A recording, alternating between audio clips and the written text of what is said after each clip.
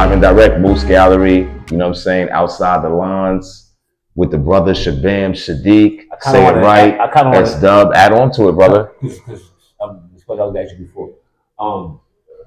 Back when Arabian Nights came out, Raucous Eras and Five Star General, did you see yourself doing your own like art exhibit in your own gallery and having your barbershop, running your own barbershop? Yeah, like were you even doing art back then? At the same time, did you see yourself doing all of this like 20-some years later?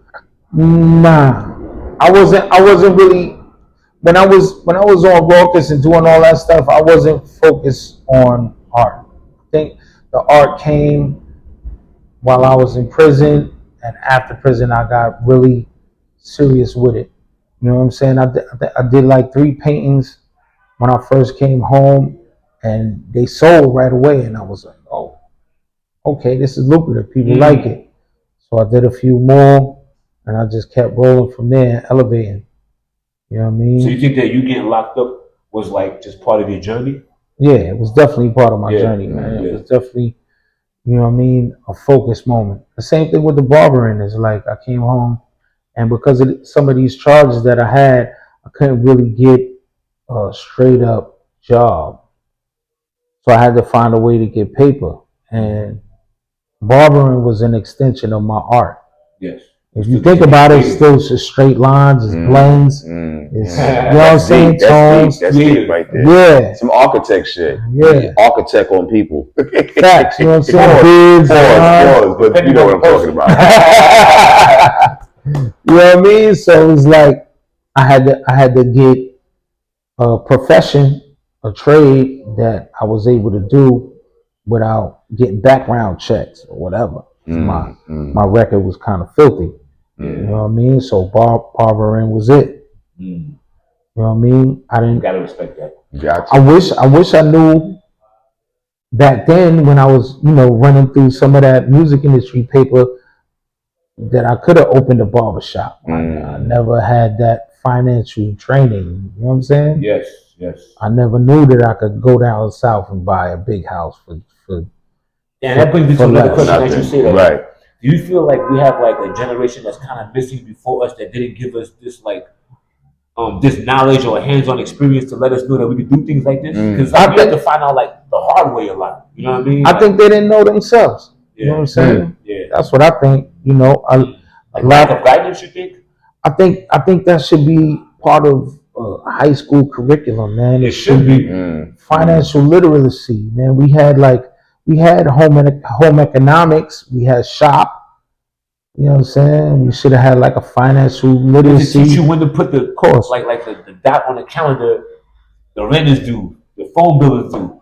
This so yada yada. I mean, show you how to do spreadsheets. Show you how to do balance a checkbook. Balance a checkbook. Open a bank account. You know what I mean? Talk about IRAs and stocks and stuff like that. Like it shows you how the system wants you to be in a certain place, even when you're at a youth. Yeah. When you're at that youth stage, that's when they don't want to teach you nothing. They want cash. That's when they don't want to teach you nothing. Yeah. It's crazy. It seems like we learn more in jail than we do in school. I think jail give you time to sit back and think about the stuff that you missed. Right. And why you ended up there. Yeah. You know what I mean? You focus on that. You like, oh, you get to read books. You know what I'm saying? I read more books in jail than I actually read in school. Facts. And better ones. That's deep. Better ones, because in school they didn't show you what they want you to know. Right. They show you the history they want you to know. I read the better books in prison. And my love for reading continued after. You know what I'm saying? So your appreciation. Yeah, my appreciation for books. You know what I'm saying? That's deep. Really? We do. Live and direct. It's Big Brooklyn, the Planet Brooklyn, Moose Gallery. We with the legend, you know what I'm saying, an ambassador of our culture. This man has put out dozens of albums. Like one of my favorite albums, Eternal Affairs, he's featured on. You know what I'm saying? Embodied it on there. One of my favorite albums of all time. Shabaam, Sahdeeq, S-Dub. You know what I'm saying? It's the length wave, the wavelength. Just tap in with us. You know what I'm saying? Yes, sir. Tap in. Buy everything this man has, man. From merch to paintings to music. ShabaamSahdeeq.com. There you go. One love, y'all. Peace. The wave live. Here we go.